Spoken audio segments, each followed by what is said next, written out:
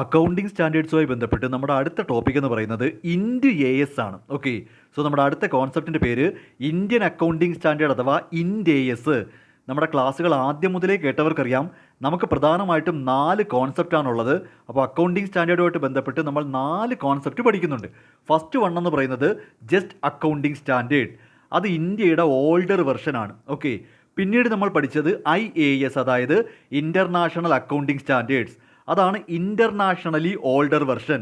പിന്നീട് നമ്മൾ പഠിച്ചത് IFRS ആണ്, ഇൻ്റർനാഷണൽ ഫിനാൻഷ്യൽ റിപ്പോർട്ടിംഗ് സ്റ്റാൻഡേർഡ്സ്, അതാണ് ഇൻ്റർനാഷണലി ന്യൂവർ വെർഷൻ. ഇനി നമ്മൾ പഠിക്കാൻ പോകുന്നത് ഇൻഡ് AS ആണ്, ഇന്ത്യൻ അക്കൗണ്ടിംഗ് സ്റ്റാൻഡേർഡ്, അതായത് ഇന്ത്യയുടെ ന്യൂവർ വെർഷനാണ്. ഇങ്ങനെ 4 കോൺസെപ്റ്റാണ് പ്രധാനമായിട്ടും ഈ അക്കൗണ്ടിംഗ് സ്റ്റാൻഡേർഡിൽ വരുന്നത്. ഓക്കെ, സോ എന്താണ് ഈ ഇൻഡ് AS? നിങ്ങളൊരു കഥ പോലെ കേട്ട് വെച്ചോ. നിലവിൽ ഇൻ്റർനാഷണൽ ലെവൽ അക്സെപ്റ്റൻസ് കിട്ടിയിരിക്കുന്നത് IFRSനാണ്. Okay, so globally accepted framework എന്ന് പറയുന്നത് ഇപ്പോൾ IFRS ആണ്. ഈ IFRS 2001 കൊണ്ടുവന്നപ്പോൾ ലോകത്തുള്ള എല്ലാ രാജ്യത്തെ എല്ലാ കമ്പനികൾക്കും വേണമെങ്കിൽ IFRS അഡോപ്റ്റ് ചെയ്യാം. ഈ IFRS അതുപോലെ തന്നെ ദത്തെടുത്തിട്ട് വേണമെങ്കിൽ കമ്പനികൾക്ക് IFRS അതുപോലെ ഫോളോ ചെയ്യാം. പക്ഷേ ഇനി പറയുന്നത് കേട്ടോ, പക്ഷേ ഇന്ത്യ IFRSനെ അതേപടി കോപ്പി ചെയ്യാൻ തയ്യാറായില്ല. ഗ്ലോബൽ അക്സെപ്റ്റൻസ് ഉള്ള ഈ പറയുന്ന IFRS വന്നെങ്കിൽ പോലും ഇന്ത്യയിലെ കമ്പനികൾ അല്ലെങ്കിൽ ഇന്ത്യ ഗവൺമെൻറ് IFRSനെ അതേപോലെ അഡോപ്റ്റ് ചെയ്യാൻ തയ്യാറായില്ല. എന്ന് കരുതി നമ്മൾ IFRSനെ റിജക്റ്റ് ചെയ്യാനും പറ്റത്തില്ല. കാരണം IFRS എടുത്തില്ല എന്നുണ്ടെങ്കിൽ നമ്മുടെ കമ്പനികൾക്കൊരു ഗ്ലോബൽ അക്സെപ്റ്റൻസ് ഇല്ലാതെ പോകും. IFRS അതേപടി അഡോപ്റ്റ് ചെയ്തതുമില്ല, എന്നാൽ IFRSനെ റിജക്റ്റ് ചെയ്തതുമില്ല. പകരം നമ്മുടെ നാഷണൽ അക്കൗണ്ടിംഗ് സ്റ്റാൻഡേർഡ്, നമ്മുടെ ഇന്ത്യയിൽ നിലവിലുണ്ടായിരുന്ന നമ്മുടെ സ്റ്റാൻഡേർഡുകൾ IFRSുമായിട്ടൊന്ന് അലൈൻ ചെയ്തു. IFRSനെ അതേപടി എടുത്തതുമില്ല, ഉപേക്ഷിച്ചതുമില്ല. IFRSൽ എന്തൊക്കെയാണ് ഓരോ കാര്യങ്ങളെപ്പറ്റി പറഞ്ഞിരിക്കുന്നത് അതുപോലെ തന്നെ നമ്മുടെ അക്കൗണ്ടിംഗ് സ്റ്റാൻഡേർഡുകളെ ചേഞ്ച് ചെയ്തു. അങ്ങനെ നമ്മുടെ ഇന്ത്യയുടെ അക്കൗണ്ടിംഗ് സ്റ്റാൻഡേർഡുകളെ IFRSൽ പറഞ്ഞിരിക്കുന്നത് പോലെയൊക്കെ ചെറിയ മാറ്റങ്ങൾ വരുത്തി പുതിയ ഒരു പേരിട്ടതാണ് ഈ ഇൻഡ് AS എന്ന് പറയുന്നത്. ഓക്കെ, സോ നമുക്ക് നിലവിലുണ്ടായിരുന്നത് വെറും അക്കൗണ്ടിംഗ് സ്റ്റാൻഡേർഡ് ആണല്ലോ, AS ആണ്. ഓക്കെ, ഈ ASലെ ഓരോ കാര്യങ്ങളും IFRSുമായിട്ട് കമ്പയർ ചെയ്തിട്ട് IFRSുമായിട്ട് അലൈൻ ചെയ്തു. എന്ന് പറഞ്ഞാൽ IFRSുമായിട്ട് കറക്റ്റായിട്ട് കൂട്ടി യോജിപ്പിച്ച് കണക്ക് അവർ ഒരുമിച്ച് പോകുന്നത് പോലെ. IFRS 1 തൊട്ട് 16 വരെ കോപ്പി അടിക്കുന്നതിന് പകരം ഓരോ IFRSലെയും ഏറ്റവും പ്രധാനപ്പെട്ട കാര്യങ്ങൾ നമ്മുടെ അക്കൗണ്ടിംഗ് സ്റ്റാൻഡേർഡുമായിട്ടൊന്ന് മിക്സ് ചെയ്യുന്ന കണക്കാണ്. നമ്മുടെ അക്കൗണ്ടിംഗ് സ്റ്റാൻഡേർഡിനെ IFRSലോട്ടൊന്ന് മാറ്റിയെടുത്തു. അതോടുകൂടി AS എന്ന പേര് ഇൻഡ് AS എന്നറിയപ്പെട്ടു. അതായത് ഇൻഡ് AS എന്ന് പറഞ്ഞാൽ IFRSും കൂടെ നമ്മൾ പ്രയോജനപ്പെടുത്തി, IFRS നമ്മളൊന്ന് കൺസിഡർ ചെയ്തു. അതിനുശേഷമാണിത് ഇൻഡ് AS എന്നറിയപ്പെടുന്നത്. ഇതിനെയാണ് നമ്മൾ കൺവേർജ്ഡ് IFRS എന്ന് വിളിക്കുന്നത്. കൺവേർജ്ഡ് IFRS എന്ന് പറഞ്ഞാൽ നമ്മുടെ നാഷണൽ അക്കൗണ്ടിംഗ് സ്റ്റാൻഡേർഡുകളെ ഇൻ്റർനാഷണൽ അക്കൗണ്ടിംഗ് സ്റ്റാൻഡേർഡുമായിട്ട് ഒന്ന് അലൈൻ ചെയ്യുവാണ്. അപ്പം മെയിനായിട്ട് ആ ഒരു പ്രോസസ്സ് എന്ന് പറഞ്ഞാൽ ശ്രദ്ധിച്ച് കേട്ടോ, നമ്മുടെ കൺവേർജ്ഡ് IFRS ആണ് ഇൻഡ് AS എന്നറിയപ്പെട്ടത്. വീണ്ടും പറയുന്നു, IFRS അതോപോലെ കോപ്പി ചെയ്തതുമില്ല, അതേ കണക്ക് റിജക്റ്റ് ചെയ്തതുമില്ല, എടുത്തതുമില്ല, കളഞ്ഞതുമില്ല, രണ്ടിൻ്റെയും കൂടെ ഇടയ്ക്ക് നിൽക്കുന്ന കണക്കാണ്.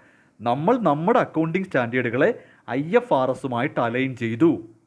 ഓക്കെ, സോ ആ ഒരു പ്രോസസ്സ് എന്താണെന്ന് ചോദിച്ചാൽ, കൺവേർജ്ഡ് IFRS എന്താണെന്ന് ചോദിച്ചാൽ, it is a process where national accounting standards are developed to be as close as possible to IFRS. നമ്മുടെ നാഷണൽ അക്കൗണ്ടിംഗ് സ്റ്റാൻഡേർഡിലെ കാര്യങ്ങളെ IFRSുമായിട്ട് മാക്സിമം പോസിബിളി അത് ക്ലോസ് ആക്കി, IFRS പോലെയാക്കി. IFRS അതേപടി അടിച്ചു മാറ്റുന്നതിന് പകരം നമ്മുടെ നാഷണൽ സ്റ്റാൻഡേർഡിനെ നമ്മൾ IFRSുമായിട്ട് മാക്സിമം ക്ലോസ് ആക്കി. എങ്കിൽ മാത്രമേ നമുക്കൊരു ഗ്ലോബൽ സ്റ്റാൻഡേർഡ് കീപ്പ് ചെയ്യാൻ പറ്റൂ.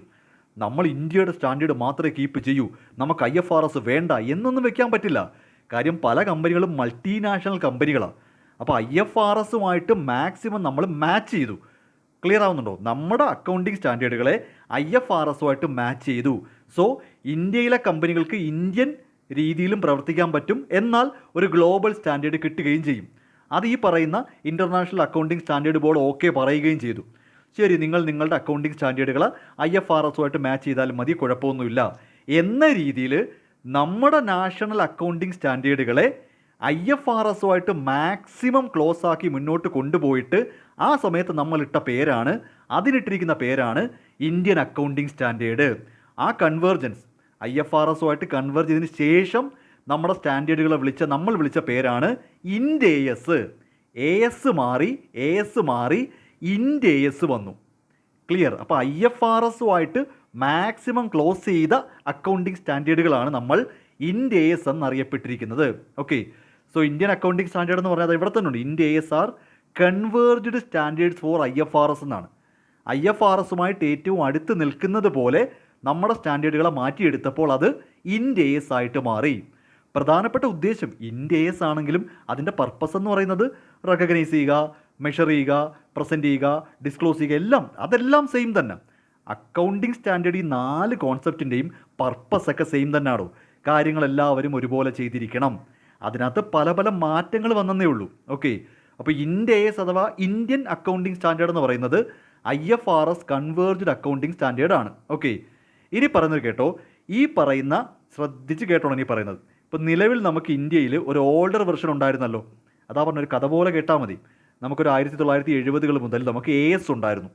ഓക്കെ, 2001 ശേഷമാണല്ലോ IFRS വരികയും പിന്നീട് അത് കൺവേർജ് ചെയ്തിട്ട് ഇൻഡ് AS ഒക്കെ ആയിട്ട് മാറുന്നത്. ഇനി നിങ്ങൾ അറിയേണ്ട ഒരു പ്രധാനപ്പെട്ട കാര്യം, ഇന്ത്യയിൽ ഈ അക്കൗണ്ടിങ് സ്റ്റാൻഡേർഡുകൾ ഇല്ലാതായി പോയിട്ടൊന്നുമില്ല. ഈ അക്കൗണ്ടിങ് സ്റ്റാൻഡേർഡും ഇന്ത്യൻ അക്കൗണ്ടിങ് ഇത് രണ്ടും ഇന്ത്യയിൽ നിലവിലുണ്ട്. ഇന്ത്യയിൽ അക്കൗണ്ടിങ് സ്റ്റാൻഡേർഡും നിലവിലുണ്ട്, ഇൻഡ് AS ഇന്ത്യൻ അക്കൗണ്ടിങ് സ്റ്റാൻഡേർഡും നിലവിലുണ്ട്. എന്നാൽ വൻകിട കമ്പനികളെല്ലാം, ഇന്ത്യയിൽ പ്രവർത്തിക്കുന്ന ടോപ്പ് നോച്ച് വലിയ കമ്പനികളെല്ലാം തന്നെയും ഇൻഡ് AS ആണ് ഫോളോ ചെയ്യേണ്ടത്. അത് ഏതൊക്കെ കമ്പനിയാണെന്ന് ചോദിച്ചു കഴിഞ്ഞാൽ പ്രധാനമായിട്ടും 3 ഫേസ് കമ്പനീസ് ഉണ്ട്. ഈ 3 ഫേസിലും പറയുന്നത് വൻകിട കമ്പനികളെല്ലാം, എല്ലാ വൻകിട കമ്പനികളും ഇൻഡ് AS ഫോളോ ചെയ്യപ്പെട്ടിരിക്കണം. ഇപ്പോൾ അതിൽ ഫേസ് 1 എന്ന് പറയുന്നത് എല്ലാ ലിസ്റ്റഡ് കമ്പനികളും, നമ്മുടെ രാജ്യത്തിനകത്തോ പുറത്തോ ആയിക്കോട്ടെ ലിസ്റ്റഡ് കമ്പനികളെല്ലാം തന്നെയും ഫേസ് 1 വരും. ലിസ്റ്റ് ചെയ്തിട്ടില്ലെങ്കിൽ പോലും അവർക്ക് 1000 കോടിക്ക് മുകളിൽ നെറ്റ്വർത്ത് ഉണ്ടെങ്കിൽ അതും ഫേസ് 1 ആയിട്ട് വരും. എന്ന് പറഞ്ഞാൽ കൊമ്പന്മാർ, വൻകിട കമ്പനികളെല്ലാം ഫേസ് 1. ഫേസ് 2 അതുപോലെ തന്നെ ലിസ്റ്റ് ചെയ്യുകയോ ചെയ്യാതിരിക്കുകയോ 500 കോടിക്ക് മുകളിൽ നെറ്റ്വർത്ത് ഉണ്ടെങ്കിൽ ഫേസ് 2 ആണ്. ഫേസ് 3 എന്ന് ഉദ്ദേശിക്കുന്നത് 500 കോടിക്ക് താഴെയാണെങ്കിലും അത് ലിസ്റ്റഡ് കമ്പനി ആണെങ്കിൽ ഫേസ് 3 ആണ്. ചുരുക്കി പറഞ്ഞാൽ എല്ലാ ലിസ്റ്റഡ് കമ്പനീസും, ഇത് 3 കൂടെ ചുരുക്കി ഒറ്റ ഇതായിട്ട് ഞാൻ പറഞ്ഞുതരാം, എല്ലാ ലിസ്റ്റഡ് കമ്പനീസും ഇൻഡ് AS ഫോളോ ചെയ്യണം. എല്ലാ ലിസ്റ്റഡ് കമ്പനീസും ഇൻഡ് AS ഫോളോ ചെയ്യണം. 500 കോടിക്ക് മുകളിൽ നെറ്റ്വർത്ത് ഉണ്ടെങ്കിൽ നിങ്ങൾ ലിസ്റ്റ് ചെയ്തിട്ടില്ലെങ്കിൽ പോലും നിങ്ങൾ ഇൻഡ് AS തന്നെ ഫോളോ ചെയ്യണം. ചുരുക്കി പറഞ്ഞാൽ വലിയ കമ്പനികളെല്ലാം അങ്ങനെ ഓർത്താൽ മതി. ഇന്ത്യയിലെ എല്ലാ വലിയ കമ്പനികളും ഇന്ന് ഇൻഡ് AS ആണ് ഫോളോ ചെയ്യേണ്ടത്. ഇതിലൊന്നിലും പെടാത്ത ചെറിയ company, small medium size companies ഉണ്ടെങ്കിൽ അവർ ലിസ്റ്റും ചെയ്തിട്ടില്ല, 500 കോടിക്ക് മുകളിൽ നെറ്റ്വർത്തും ഇല്ലാത്ത ചെറിയ കമ്പനികളാണെങ്കിൽ അവർക്ക് ആ എക്സിസ്റ്റിംഗ് സെറ്റ് അപ്ലൈ, അതായത് AS അവർക്ക് അപ്ലൈ ചെയ്യാം. അപ്പോൾ ഓർത്ത് വെച്ചോ, ഇന്ത്യയിൽ ചെറുകിട കമ്പനികൾക്ക് ഇപ്പോഴും AS ഫോളോ ചെയ്യാം.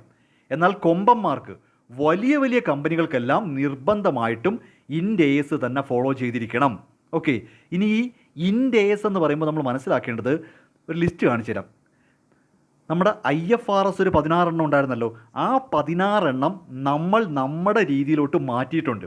അതിന് നമ്മൾ വിളിക്കുന്ന നമ്പറുകൾ ഇൻഡ് AS 101 തുടങ്ങും. IFRS ഒരു 16 എണ്ണം ഉണ്ടായിരുന്നല്ലോ, ആ 16ഉം നമ്മൾ എടുത്തിട്ടുണ്ട്. നമ്മൾ നമ്മുടേതായ രീതിയിൽ മാറ്റം വരുത്തുന്നേ ഉള്ളൂ. ആ IFRSന് ഇട്ടിരിക്കുന്ന നമ്പർ ഇൻഡ് AS 101 എന്നും പറഞ്ഞാണ്. ഇൻഡ് AS 101 തൊട്ട് ഇൻഡ് AS 116 വരെ എന്ന് പറഞ്ഞ പേര് മാറ്റി. അപ്പോൾ IFRS 16 എണ്ണം നമ്മളിങ്ങനെ എടുത്തു. എന്നിട്ടത് നാഷണൽ സ്റ്റാൻഡേർഡ്, നമ്മുടെ സ്റ്റാൻഡേർഡുമായിട്ട് മാക്സിമം അത് 2 ക്ലോസ് ആക്കുന്ന നടക്കാം. അപ്പോൾ IFRS നമുക്കെടുത്ത് കളയാൻ പറ്റില്ല. IFRS നമ്മൾ എടുത്തിട്ടുണ്ട്. പക്ഷേ അതേപടി കോപ്പി ചെയ്യുകയല്ല ചെയ്യുന്നത്. അതിൽ നിന്ന് കുറേ കാര്യങ്ങൾ അഡാപ്റ്റാണ്. ഇത് നിങ്ങൾ കേട്ടു, അഡോപ്റ്റ് അല്ല, അഡോപ്റ്റ് ചെയ്തിട്ടില്ല, അഡാപ്റ്റ് ചെയ്തിട്ടുണ്ട്. കുറച്ച് കാര്യങ്ങളൊക്കെ നമ്മൾ അതിൽ നിന്ന് കൺസിഡർ ചെയ്തിട്ടുണ്ട്. അപ്പോൾ അതുകൊണ്ട് തന്നെ പേരിങ്ങനാണ്. IFRSകളുടെ പേര് നമ്മൾ എടുത്തിട്ട് ഇൻഡ് AS 101 തൊട്ട് തുടങ്ങി. ഇൻഡ് AS 101 തൊട്ട് ഇൻഡ് AS 116 വരെയാണ് ഈ IFRSൻ്റെ കാര്യങ്ങൾ ഇന്ത്യയിൽ നമ്മൾ അപ്ലൈ ചെയ്യുന്നത്. ഓക്കെ, ഇത് കൂടാതെ നമുക്ക് വേറെ ഇൻഡ് ASകളുണ്ട്. അത് ഇൻഡ് AS 1 തൊട്ട് ഇൻഡ് AS 41 വരെ ഉണ്ട്. ഇതിനിടയ്ക്ക് എല്ലാമൊന്നും ഇല്ല കേട്ടോ. 1, 2 എൻ്റെ കയ്യിലില്ലെന്നല്ല, ഇൻഡ് AS എല്ലാ നമ്പറുകളും ഇല്ല. ഇത് ഒഫീഷ്യൽ വെബ്സൈറ്റിൽ നിന്ന് എടുത്ത ലിസ്റ്റാണ്. ഇന്ത്യ AS 1, 2 കഴിഞ്ഞാൽ പിന്നെ 7, 8, 10, 11, 12, 16, 17, 18, 19, 20, 21, 23 അങ്ങനെ ഇടയ്ക്കിടയ്ക്ക് ഓരോ നമ്പറുകളില്ല. ഈ ഇല്ലാത്തത് മറ്റൊന്നും കൊണ്ടല്ല, ആ ഇല്ലാത്ത അക്കൗണ്ടിങ് സ്റ്റാൻഡേർഡുകളെല്ലാം ചിലപ്പോൾ ഈ IFRS നിന്ന് പിടിക്കാൻ പറ്റും. നമുക്കിപ്പോൾ ഇന്ത്യ AS എന്ന് പറയുന്നത് ആദ്യത്തെ 41 ലിസ്റ്റ് വേണ്ട, ഇത് മറ്റേ AS പുതുക്കിയതാണ്. ഇതിലില്ല എന്ന് പറയുന്നത് നമ്മൾ നേരെ IFRS പിടിക്കും. അങ്ങനെ ഓർത്താൽ മതി. ഓക്കെ, സോ ഇതിനകത്ത് വീണ്ടും പറയുന്നു, നമ്മൾ ചെയ്തത് IFRS കോപ്പി അടിച്ചില്ല. പകരം നമ്മുടെ നാഷണൽ അക്കൗണ്ടിങ് സ്റ്റാൻഡേർഡിനെ മാക്സിമം IFRSുമായിട്ട് ക്ലോസ് ആക്കി. എന്നിട്ടൊരു പേരങ്ങ് ഇട്ടുകൊടുത്തു, ഇന്ത്യൻ അക്കൗണ്ടിങ് സ്റ്റാൻഡേർഡ്. അവിടെയും പ്രത്യേകം ശ്രദ്ധിക്കേണ്ടത് നമ്മുടെ രാജ്യത്തുള്ള എല്ലാ വൻകിട കമ്പനികളും, phase 1 കമ്പനിയാണെങ്കിലും phase 2 കമ്പനിയാണെങ്കിലും phase 3 കമ്പനിയാണെങ്കിലും ഇന്ത്യ AS ഫോളോ ചെയ്തിരിക്കണം. ഇതിലൊന്നിലും പെടാത്ത സ്മോൾ മീഡിയം കമ്പനികളുണ്ട്. അവർക്ക് വേണമെങ്കിൽ എക്സിസ്റ്റിംഗ് സെറ്റ് വേണമെങ്കിൽ, അതായത് ആ AS പണ്ടത്തെ AS വേണമെങ്കിൽ അപ്ലൈ ചെയ്യാം. അപ്പോൾ പുതിയ സെറ്റ് വന്നപ്പോൾ IFRS നമ്മൾ എടുത്ത് നമ്മുടെ പേര് മാറ്റി IND 101 തൊട്ട് തുടങ്ങി. അത് ഓർത്ത് വെച്ചോണേ, IFRS 16 എണ്ണം നമ്മൾ IND 101-ലാണ്. അത് കൺഫ്യൂഷൻ ആവാതിരിക്കാനാണ്. എന്നിട്ട് നിലവിലുണ്ടായിരുന്ന ASകളിൽ പലതും നമ്മൾ അമെൻഡ് ചെയ്ത് IFRSുമായിട്ട് കൂട്ടി യോജിപ്പിച്ചിട്ട് ഈ രീതിയിൽ പേരിട്ടു. IND 1, IND AS 2, പിന്നെ IND AS 7 അങ്ങനെ ഇട്ടിട്ട് പോയി.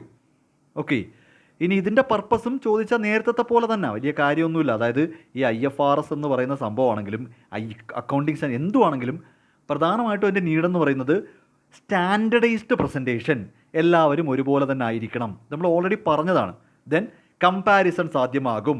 ഇൻട്രാ ഫേം ആണെങ്കിലും ഇൻ്റർ ഫേം ആണ്, അതായത് പല ഫേമുകൾ തമ്മിൽ കമ്പയർ ചെയ്യണമെങ്കിലും ഒരു ഫേമിൻ്റെ തന്നെ പല വർഷത്തത് കമ്പയർ ചെയ്യണമെങ്കിലും, റിപ്പീറ്റ് ചെയ്യുന്നു, പല ഫേമുകൾ തമ്മിൽ കമ്പയർ ചെയ്യാനാണെങ്കിലും ഒരു ഫേമിൻ്റെ പല വർഷത്തെ ഡേറ്റ കമ്പയർ ചെയ്യാനാണെങ്കിലും എല്ലാം ഒരുപോലെ പ്രിപ്പയർ ചെയ്താലേ കമ്പയർ ചെയ്യാൻ പറ്റൂ.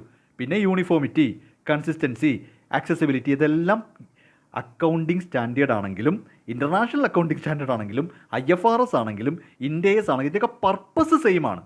അകത്തെ കാര്യങ്ങളിൽ വ്യത്യാസം വരുമെങ്കിലും എല്ലാത്തിൻ്റെയും പർപ്പസ് സെയിം ആണോ? ഇപ്പോൾ മാരുതി സ്വിഫ്റ്റ് ആയാലും സ്വിഫ്റ്റ് ഡിസയർ ആയാലും ടൊയോട്ട എത്തിയോസ് ആണെങ്കിലും ഹ്യൂണ്ടായി i20 ആണെങ്കിലും ഇതെല്ലാത്തിൻ്റെയും പർപ്പസ് എന്താ? ഒരു സ്ഥലത്തുനിന്ന് മറ്റൊരു സ്ഥലത്തേക്ക് യാത്ര ചെയ്യുക. പക്ഷേ അതിനകത്തെ പല കാര്യങ്ങളിലും വ്യത്യാസം വരും. കാറിൻ്റെ പർപ്പസ് എന്താ? യാത്ര ചെയ്യുക. എന്ന പോലെ അക്കൗണ്ടിങ് സ്റ്റാൻഡേർഡ് ആയാലും ഇൻ്റർനാഷണൽ അക്കൗണ്ടിങ് സ്റ്റാൻഡേർഡ് ആയാലും IFRS ആയാലും ഇനി ഇന്ത്യൻ അക്കൗണ്ടിങ്, ഇതിൻ്റെ എല്ലാം പർപ്പസ് സെയിം ആണ്. ആകെ മൊത്തം ഒരു യൂണിഫോമിറ്റി ഉണ്ടാക്കുക. അപ്പോൾ ഒന്ന് സ്റ്റാൻഡേർഡൈസ് ആകും. അതുകൊണ്ട് നമുക്കൊന്ന് കമ്പയർ ചെയ്യാൻ പറ്റും. Then consistency ഉറപ്പുവരുത്താം. ദെൻ നേരത്തെ പറഞ്ഞ കണക്ക് തന്നെ ആകെ മൊത്തം ഒരു ഡിസിപ്ലിൻ ഉണ്ടാക്കണോ. ഇപ്പം SSLC പരീക്ഷ കേരളത്തിലെ എല്ലാ കുട്ടികളും ഒരേ ക്വസ്റ്റ്യൻ പേപ്പർ എഴുതുന്നുണ്ടല്ലേ നമുക്ക് കമ്പയർ ചെയ്യാൻ പറ്റുന്നത്. ഓരോ ജില്ലയിലും ഓരോ ക്വസ്റ്റ്യൻ പേപ്പർ കൊടുത്താലോ, കൊല്ലത്തിന് പ്രത്യേകം റിസൾട്ട്, കോട്ടയം പ്രത്യേകം റിസൾട്ട്, അപ്പോൾ കൊല്ലവും കോട്ടയം തമ്മിൽ കമ്പയർ ചെയ്യാൻ പറ്റില്ല. അപ്പോൾ രണ്ടുപേരും 2 ക്വസ്റ്റ്യൻ എഴുതുന്ന പരാതി വരും. അത് ഒഴിവാക്കാനായിട്ട് തന്നെ അപ്പോൾ അക്കൗണ്ടിങ് സ്റ്റാൻഡേർഡ് ഉദ്ദേശിക്കുന്നത് ഈ യൂണിഫോമിറ്റി തന്നെയാണ്. ഓക്കെ, അപ്പോൾ ഇതാണ് ഇന്ത്യ AS. ഇതോടെ നമ്മൾ നമ്മുടെ 4 കോൺസെപ്റ്റും കഴിഞ്ഞു. Accounting standard, international accounting standard, IFRS, then India AS. അപ്പോൾ ഇന്ന് ഇന്ത്യയിൽ ഫോളോ ചെയ്യുന്ന വലിയ കമ്പനികളെല്ലാം ഫോളോ ചെയ്യുന്നത് ഈ ഇന്ത്യ AS ആണ്. കാര്യം അതിനകത്ത് IFRS മിക്സ് ആയിട്ടുണ്ട്. IFRSുമായിട്ട് മാക്സിമം ക്ലോസ് ആക്കിക്കൊണ്ട് നമ്മൾ പ്രിപ്പയർ ചെയ്തെടുത്തിരിക്കുന്നതാണ് ഇന്ത്യ AS. അപ്പോൾ IFRS എടുത്തൊന്നും വേണ്ട, എടുത്തില്ലെന്നും വേണ്ട. ഓക്കെ, അത് പറയുന്ന IASBക്കും അത് ഓക്കെയാണ്. ലോക രാജ്യങ്ങളെല്ലാം അത് അക്സെപ്റ്റ് ചെയ്യുകയും ചെയ്യുന്നുണ്ട്. കുറേ രാജ്യങ്ങൾ ഇങ്ങനെ ചെയ്യുന്നുണ്ട് കേട്ടോ. IFRS ഇതേപോലെ കോപ്പി ചെയ്യാത്ത രാജ്യങ്ങളുണ്ട്. പക്ഷേ നമുക്ക് കിട്ടിയ ഡീറ്റെയിൽ 140ഓളം രാജ്യങ്ങൾ IFRS ഫോളോ ചെയ്യുന്നുണ്ടെന്നുണ്ട്. മേ ബി കൺവേർജൻസും കൂടെ കൂട്ടിയിട്ടായിരിക്കാം. ഓക്കെ, ഇപ്പോൾ എത്യോപ്യയും ഉഗാണ്ടയൊക്കെ IFRS ഉണ്ടോ എന്ന് ചോദിച്ചാൽ എനിക്കറിയത്തില്ല. എങ്കിലും 140-ലധികം രാജ്യങ്ങൾ ഇന്ന് IFRS ഫോളോ ചെയ്യുന്നുണ്ടെന്നാണ് അവരുടെ വെബ്സൈറ്റിൽ കിടക്കുന്നത്.